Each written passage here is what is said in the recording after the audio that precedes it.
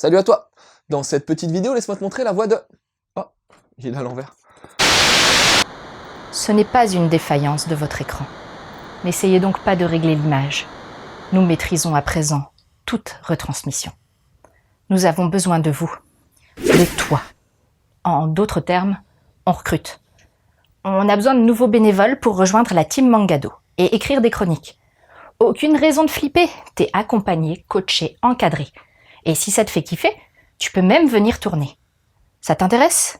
Tu veux en savoir plus? Écris à Loud sur l'adresse qui s'affiche.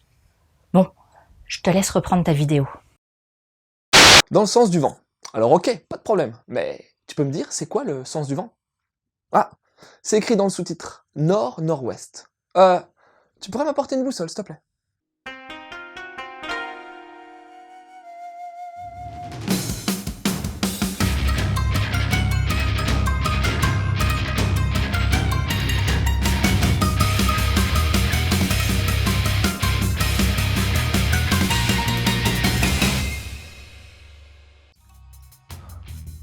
Je te remercie. Ouais. Tu connais un peu l'Islande, toi? Ouais, c'est cette petite île européenne au nord-ouest de la Grande-Bretagne. C'est un peu un mariage chelou entre le feu, elle est née du magma provenant d'une faille océanique, et de la glace. Ouais, là-bas, ça caille. Et tu sais quoi? C'est en Islande que vit Miyama Kei, un jeune japonais de 17 ans. Qu'est-ce qu'il est parti foutre là-bas, tu dois te demander, pas vrai? En fait, il a un grand-père français, Jacques, qui habite en Islande. Un sacré dragueur, soit dit en passant. Et comme les parents de Kei sont morts, il a aussi un jeune frère, mais lui, il est resté au Japon, chez son oncle et sa tante. Et donc, qu'est-ce qui lui arrive de beau à ce Kei? En fait, c'est une sorte de détective, ouais. Il aime bien retrouver les trucs que les gens ont perdus. Il est vachement doué pour ça, car il dispose d'un pouvoir assez particulier. Il arrive à communiquer avec les objets.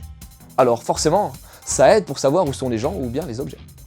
D'ailleurs, cette bizarrerie semble héréditaire, car son grand-père, lui, il communique avec les animaux. En Islande, Kei va vite faire la rencontre de Katla. Désolé si je prononce mal, mais ça fait longtemps que j'ai pas révisé mon islandais. Elle sera d'ailleurs la nana de son séducteur de grand-père. Mais il y aura également sa nièce, Ninja. Ouais, là aussi, je fais ce que je peux pour la prononciation, désolé. Une superbe jeune fille de son âge, à la fois mystérieuse et caractérielle. Mais bon, la vie de Kei va surtout radicalement changer quand il va retourner au Japon et s'apercevoir que... Je m'arrête là.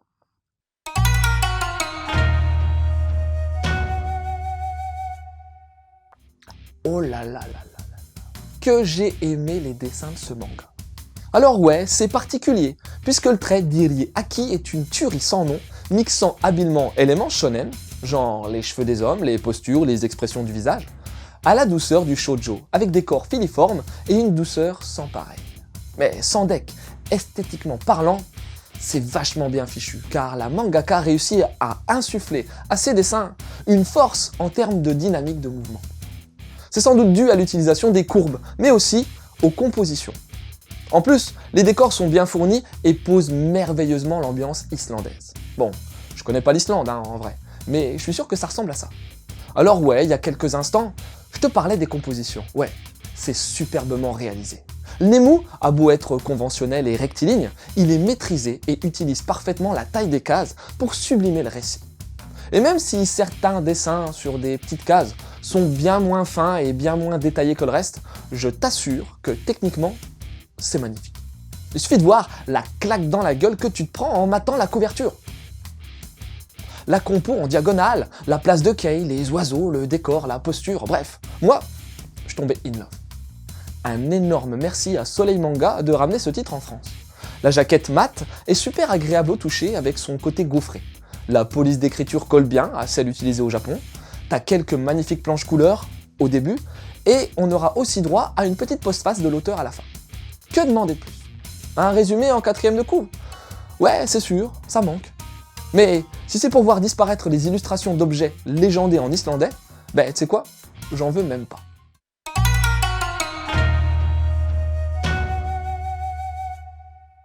Irie Aki. Si tu connais bien le manga, c'est-à-dire si tu t'intéresses vraiment à la découverte de cet univers et que t'as dépassé la sainte trinité Dragon Ball, Naruto, One Piece, ce nom doit peut-être te parler. Et si c'est pas le cas, tu dois certainement connaître le nom de son précédent titre en France, Le Monde de Ran. Ouais, les critiques furent dithyrambiques lors de la sortie de cette œuvre. Et à juste titre. Irie est également connue en France pour L'École Bleue. Elle a aussi sorti d'autres titres, mais pour le moment, ils sont pas encore dispo chez nous. Et Sandek, ce Dans le sens du vent, est une très bonne pioche de la part de Soleil Manga. Alors pourquoi est-ce que j'ai tant kiffé ce titre? Bon, déjà visuellement, ça poutre et mine de rien, c'est loin d'être négligeable. Ensuite, t'as l'histoire. Ouais, c'est à double tranchant de pas mettre de résumé sur l'arrière de la jaquette. D'autant plus qu'avec le premier chapitre, t'es grave dans l'expectative. Mais tu sais quoi? Ça fonctionne grave. T'as envie de découvrir ce qui se passe. Pourquoi ce jeune japonais parle à sa caisse? Qu'est-ce qui lui arrive? Où il est? Le parti pris d'utiliser l'Islande comme lieu principal du récit est assez osé mais sans deck. Very good idea. Non seulement c'est original, mais en plus, ça apporte un côté frais, hyper agréable, qui contraste super bien avec la chaleur des protagonistes qui sont, non pas hyper, mais hyper charismatiques. Hyper, c'est vraiment plus haut que hyper. Bref, le grand-père, le héros bien entendu, la nièce qui a tombé par terre et qui m'a rappelé par moments la cultissime Madoka Ayukawa de Kimagure Orenji Rodo, et les interactions entre toutes ces personnalités fortes dépotent bien, crois-moi. En plus, t'as le background de certains persos qui sera dévoilé en mode flashback super intéressant. Et puis, t'as tout le reste. Les enquêtes sont cool, ouais.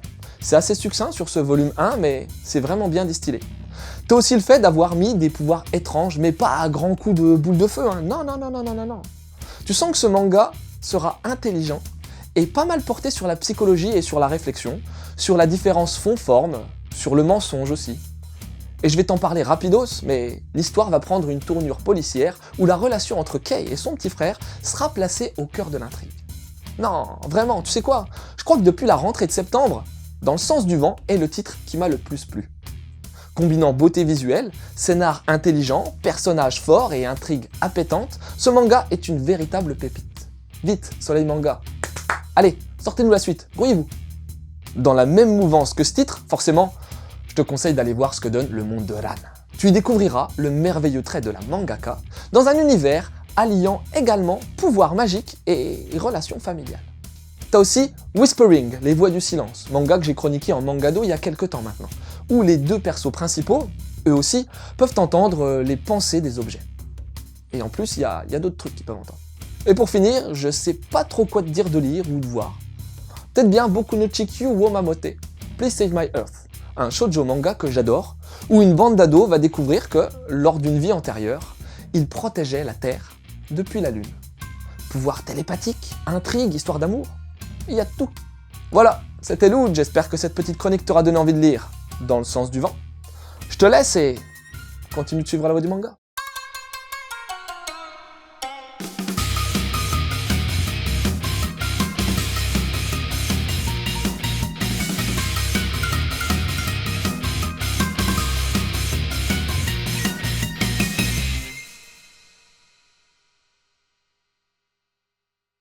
Un conseil, si t'es ballonné, évite-le. Le sens du vent, ouais.